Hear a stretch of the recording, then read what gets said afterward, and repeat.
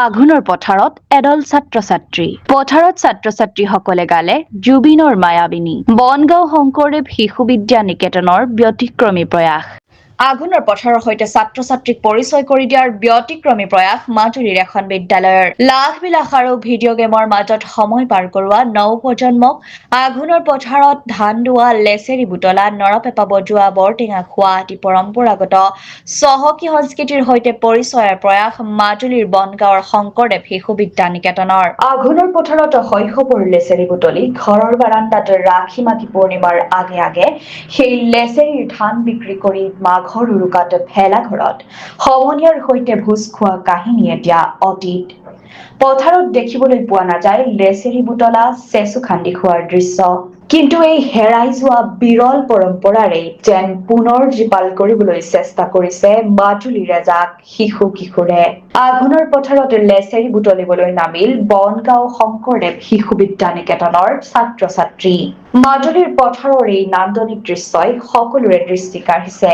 মাজুলীৰ এখন আগশাৰীৰ শিক্ষানুষ্ঠান বনগাঁও শংকৰদেৱ শিশু বিদ্যা নিকেতনৰ ছাত্ৰ-ছাত্ৰী আৰু আচাৰ্য-আচাৰ্যাসকল লগ হৈ আঘোণৰ পথাৰত দুখীয়া পৰিয়ালৰ যিসকল লোকে হাজিৰা লগাই ধান দোৱাব নোৱাৰে তেনে পৰিয়ালক ধান কাটি সহায় কৰিলে। ইফালে বিদ্যালয়খনৰ শিক্ষক-শিক্ষয়িত্ৰীসকলে ছাত্ৰ-ছাত্ৰীসকলক ধান কটা, মুঠি বন্ধা, ডাঙৰি বন্ধা আদি বিভিন্ন কৌশল অনুশীলন কৰায় আৰু ইয়াৰ তাৎপৰ্য বৰ্ণনা কৰে।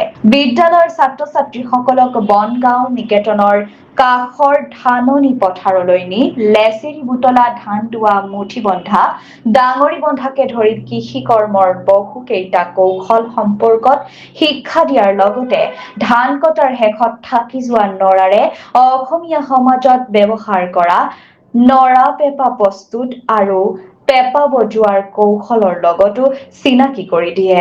বিজ্ঞান প্ৰযুক্তিবিদ্যাৰে গৃহবন্দী হৈ জীৱন কটোৱা ছাত্ৰ-ছাত্ৰীসকলে মুক্ত মনে আকাশৰ তলত আঘোণৰ সোণোৱালী ৰূপ লাবণ্যৰ গোন্ধলৈ আপোন পাহৰা হৈ গালে জুবিন গাৰ্গৰ মায়াবিনী।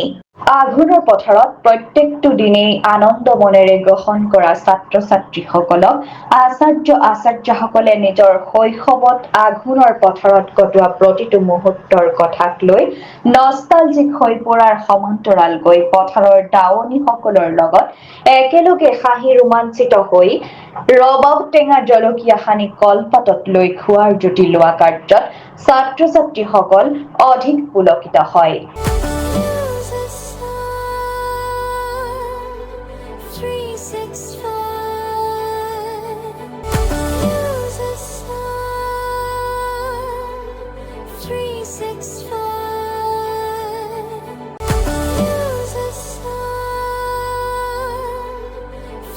Six, four.